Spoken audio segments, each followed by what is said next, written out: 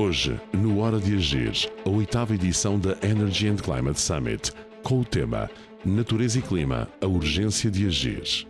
que se realizou em Almancil, no concelho de Lolé, um encontro que juntou decisores, cientistas, empresários e cidadãos comprometidos com o futuro do planeta. Natureza e clima. Talvez sejam as duas palavras que representam os dois maiores desafios que nós, enquanto humanidade, temos de enfrentar. A natureza pela crise climática e de recursos que vivemos, num mundo que ultrapassou as 8 mil milhões de pessoas, somos quase 4 vezes mais do que éramos há 70 anos, num mundo também onde nós cada vez mais invadimos e agredimos os ecossistemas. E a crise climática? A crise climática, que é uma segunda crise que também vivemos, uma crise que nós não desejávamos, mas que tem origem numa destruição que fomos fazendo ao longo de uma civilização industrial, uma destruição contínua ao despejarmos todos os dias mais 200 milhões de toneladas a cada dia de gases com efeito de estufa, como se o céu fosse um esgoto a céu aberto para a nossa civilização industrial. Aqui é de facto inspirador aquilo que assistimos, áreas protegidas municipais, utilização de energias renováveis, soluções de base natural para a gestão da água, uma coragem de enfrentar interesses urbanísticos, limitando metros quadrados numa área de grande pressão para que a natureza seja preservada, é de facto extraordinário aquilo que tem aqui sido feito. Em matéria de proteção ambiental, na luta contra as alterações climáticas e transição energética, os problemas estão identificados, as metas estão definidas e a prioridade absoluta tem de ser dada à concretização das medidas. E esse é o princípio que tem norteado as ações do nosso Ministério. Temos 3 prioridades neste momento: executar, executar, executar. A nossa visão está estabelecida desde o ano passado, em que tivemos 12 meses para preparar os nossos planos. Queremos conciliar os desafios da luta contra as alterações climáticas, da transição energética, da proteção ambiental, com a criação de melhores condições para as pessoas, mas também para as empresas e para a economia. Há exatamente 10 anos que começámos a dar os primeiros passos numa política local de ação climática e de então para cá nunca mais abandonámos o que é hoje uma das imagens de Lolé, do município de Lolé. Abrimos-nos à academia, estudámos, recrutámos jovens especialistas, investimos muito dinheiro, desenhámos planos e projetos e, como resultado, o município de Lolé dotou-se cedo de uma estratégia municipal de adaptação às alterações climáticas e foi depois, naturalmente, o primeiro a aprovar o seu Plano Municipal de Ação Climática em fevereiro de 2022. No Algarve, a sustentabilidade é a matriz do financiamento do programa Portugal 2030. Nós, 45% daquilo que é o programa regional está alinhado com o tema da sustentabilidade. E aqui nós, em articulação com os municípios, com as freguesias, com a universidade, com as empresas, com os diferentes agentes do território, nós damos prioridade a investimentos na água, investimentos na energia, investimentos na resiliência às alterações climáticas. Lolé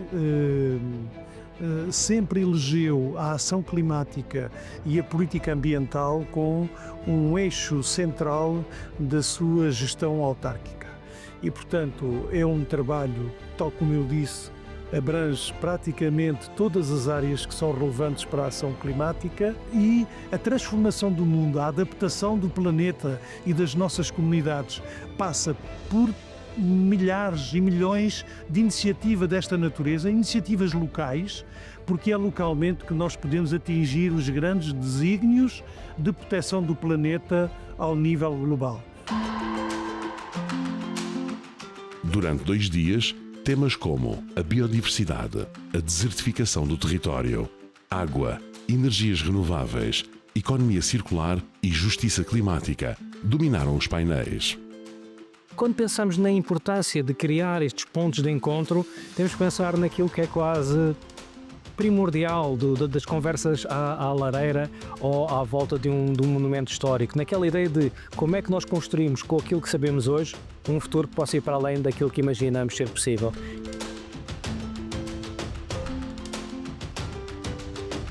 Existem clínicas de fertilidade para corais, existem projetos em que se colocam colunas debaixo de água para passar um som ambiente de recifes de coral saudáveis para atrair corais bebés. Por isso, é tudo isto que podemos fazer e muito mais usando a ciência, usando da inovação, usando a tecnologia para ajudar o planeta a recuperar.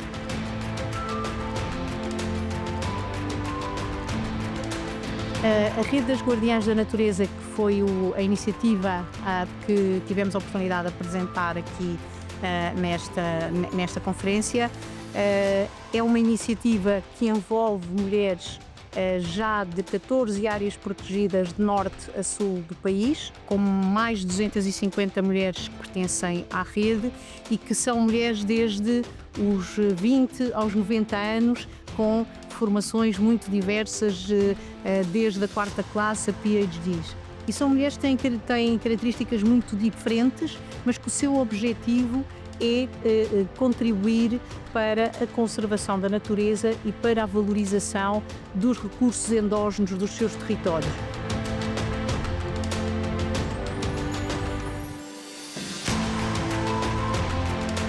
A questão da desertificação não é uma questão do meio rural, é uma questão também do meio urbano e que no meio urbano devem ter preocupação em gerir os recursos naturais, consumindo menos, reduzindo a sua pegada ecológica e preservar os seus recursos naturais para podermos ter uma vida melhor e pensar no futuro. Esta cimeira pretendeu reforçar o papel das regiões na ação climática, dando palco à inovação, à ciência e à cooperação entre setores. Este é um momento muito importante para discutirmos estas questões relacionadas com o clima e a natureza, porque tomamos conhecimento daquilo que é o próximo quadro financeiro plurianual da União Europeia. E, naturalmente, traz-nos preocupações porque, cortando na política de coesão e na política agrícola comum cerca de 20% daquilo que são as verbas disponíveis, significa que todas as questões relacionadas com o ambiente e muito particularmente, e por maioria de razão, com a conservação e restauro da natureza, vão ser penalizadas. Temos feito muito para este país, dei alguns exemplos. No fundo, insisto, falei muito sobre a adaptação, é uma área que a APA é muito, muito importante, nós temos aqui um papel crucial, quer na gestão do litoral, quer na gestão das nossas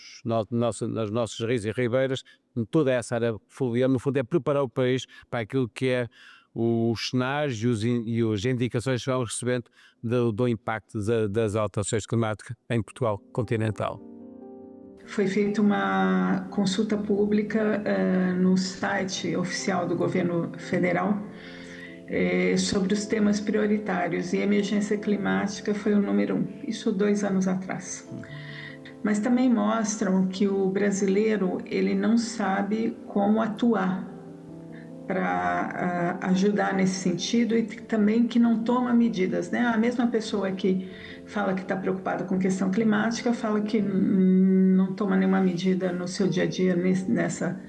com essa perspectiva, nem mesmo intervém junto aos seus representantes políticos, né? A maior parte da população no seu dia a dia está preocupada com a sobrevivência, né? A comunicação das questões da energia, clima, biodiversidade, natureza em geral, são absolutamente cruciais no mundo de hoje. Ou seja, nós percebermos o papel da ciência, a sua ligação à sociedade, aquilo que é necessário, não apenas perceber, mas acima de tudo é necessário para depois agir, é crucial. O nosso painel foi muito importante porque falou, sobretudo, da importância de saber comunicar ciência e como comunicar ciência. Esse é um grande desafio e ficou patente exatamente como transpor, como traduzir o conhecimento científico e torná-lo acessível. É uma área fundamental porque visa podermos chegar a diferentes públicos de diferentes formas, sensibilizando-os para os problemas não só ligados à componente da perda de biodiversidade, da sustentabilidade, mas também daquele que é um combate que é diário e de todos, ligado às alterações climáticas e que temos que fazer em conjunto para conseguirmos ter bons resultados. Para sobrevivermos a estes grandes desafios, nós temos que fazer grandes mudanças no comportamento e para isso é crucial a participação de todos, mas todos, como dizia o Papa Francisco. Para isso a ciência tem que sair dos castelos das universidades ou dos politécnicos e a ideia é precisamente esta. A Ria Formosa é, em Portugal, o ecossistema costeiro lagunar mais importante, não desmerecendo a Ria de Aveiro, e é, digamos, do ponto de vista do estoque de carbono que existe na Ria Formosa, é de longe o sistema mais importante. Sim. Mas há benefícios, por exemplo, relacionados com a biodiversidade, Sim. que a Ana também está aqui a falar, que são fundamentais e que a biodiversidade também se reflete nos recursos pesqueiros que nós utilizamos e isso já nos afeta mais diretamente, já percebemos mais que a biodiversidade é importante. Então, o painel onde eu estive debateu sobre os ecossistemas em risco e soluções inovadoras para a sua proteção. Falei sobretudo sobre os ecossistemas subterrâneos, que são uma dimensão da natureza e da biodiversidade que é negligenciada de políticas de conservação, em grande parte pelo desconhecimento que existe sobre estes ecossistemas, sobre a biodiversidade que os compõe e sobretudo pelos locais onde se encontram. Portanto, é urgente mapear estes ecossistemas a nível nacional, é urgente ter políticas também locais para proteger estes ecossistemas, como é o caso do que está a acontecer em Lolé, que criou recentemente a primeira reserva de fauna cavernícola do nosso país. Sob a figura do monumento natural local, algo que pode ser reproduzido noutros municípios e, assim, iniciarmos uma rede de proteção destes ecossistemas a nível nacional. Os desafios que enfrentamos, e aqui não só em Portugal, mas ao nível da Comunidade dos Países de Língua Portuguesa, já que venho da rede de reservas da Biosfera da Unesco no espaço da CPLP, efetivamente esses elementos são centrais. As crises, os desafios enfrentados são bastantes, são muito significativos, requerem uma urgência significativa também e uma cooperação e uma colaboração entre estas diferentes tipologias de atores, algo que este fórum também nos traz, sem dúvida nenhuma. Basta olhar para as mesas que tivemos a oportunidade de acompanhar e, efetivamente, essas diferentes visões e essas diferentes perspectivas são colocadas em cima da mesa e, portanto, potenciam essas abordagens mais multifacetadas, porque, efetivamente, estamos a falar de problemas que são, sem dúvida nenhuma, muito complexos e que terão necessariamente de ser abordados de uma forma também ela multissetorial e multi-atores, garantindo que efetivamente as visões e as prioridades das diferentes tipologias de atores estão patentes nesses processos. Como é que através da governança multinível, juntando a comunidade intermunicipal, os seus municípios, os atores que estão no território, a Autoridade Nacional de Emergência e Proteção Civil, a GNR e o ICNF, ter um conjunto de projetos, de políticas públicas que de facto trabalhem sempre numa lógica de complementariedade, numa lógica de alavancagem de intervenções e não de sobreposição, de projetos que assim tem vindo a desenvolver aí na região e, na minha modesta opinião, acho que também tem sido um farol para o país, projetos que aliam a resiliência da floresta, associando à valorização económica também da nossa floresta, a proteção da biodiversidade e, por outro lado, juntando também a questão que está relacionada com a proteção civil intermunicipal, portanto a defesa da floresta e do outro lado o combate. Sem sustentabilidade não há agricultura que possa prevalecer ao longo dos tempos e, portanto, esta aliança que é inovação e que é estratégica é para nós absolutamente fundamental garantir a sustentabilidade ambiental para ter uma agricultura eficaz que resulte para o território, para as pessoas, com conservação da paisagem. a ação climática, a questão do clima, a questão das alterações climáticas, do aumento de temperatura, é um problema de todos nós ouvimos falar disto todos os dias, mas de facto o importante mesmo é agir, o importante mesmo é tomar conhecimento do que é que temos nas mãos e das políticas que podemos utilizar, dos financiamentos a que podemos recorrer e da envolvência de todos aqueles que fazem parte da solução. Portugal tem um potencial extraordinário da floresta, mas a floresta é estruturante para a descarbonização, para a questão da biodiversidade, para a questão da conservação não só das florestas, mas todo o ecossistema subcoberto, a manta morta, os estratos arbustivos. Portanto, estamos a trabalhar de forma muito estruturada para aquilo que é o interesse nacional e que queremos até 2030 em concreto, garantir que o aumento da resiliência, da organização territorial, aumentar a segurança das pessoas, naturalmente também temos esta perspectiva de proteger as aldeias, proteger as infraestruturas. É preciso os designados serviços de ecossistema, que haja uma compensação. E também no plano temos essa estratégia e, portanto, a floresta está de mãos dadas com a conservação, mas também com a biodiversidade e aquilo que é a preparação do país para o futuro. Esta conferência foi mais um momento de partilha e de debate entre, eu diria, entre todos os atores que podiam estar presentes nesta conferência. Esta 8ª Summit de Energia e Clima debateu um conjunto de áreas que entronca muito com o trabalho que a Câmara Municipal de Lolé faz, que tem vindo a fazer e que continue e que esperemos que continue neste caminho e que, através deste momento de reflexão, mais uma vez podemos não só partilhar, mas também contribuir para que todos aqueles que puderam participar neste momento possam, nas suas áreas de atividade, nos seus setores, poder também aplicar aquela máxima que todos referimos, que é pensar global e agir local. Portanto, cada um de nós tem um papel bastante ativo, tem bastante importante na concretização destas políticas, das políticas de ação climática,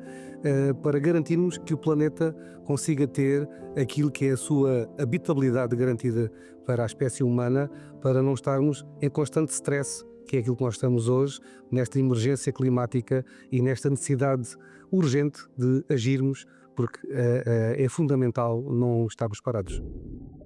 E foi assim mais uma Energy and Climate Summit, 8ª edição. Desta vez o tema Natureza e Clima, a urgência de agir. Na natureza, nesta que é a década de restauro dos ecossistemas das Nações Unidas, é preciso preservar, combater a desertificação, cuidando do solo, da água e da biodiversidade. Precisamos também de parar com esta guerra contra as outras espécies vivas no clima, reduzir emissões e avançar para uma economia circular e sustentável. Aqui, em Lolé, onde falamos também da ação climática local e do muito que precisamos de fazer rapidamente para legar às próximas gerações um planeta habitável. Hora de agir. Um abraço, amigo, e já sabe, nós temos encontro marcado na próxima semana. Até lá.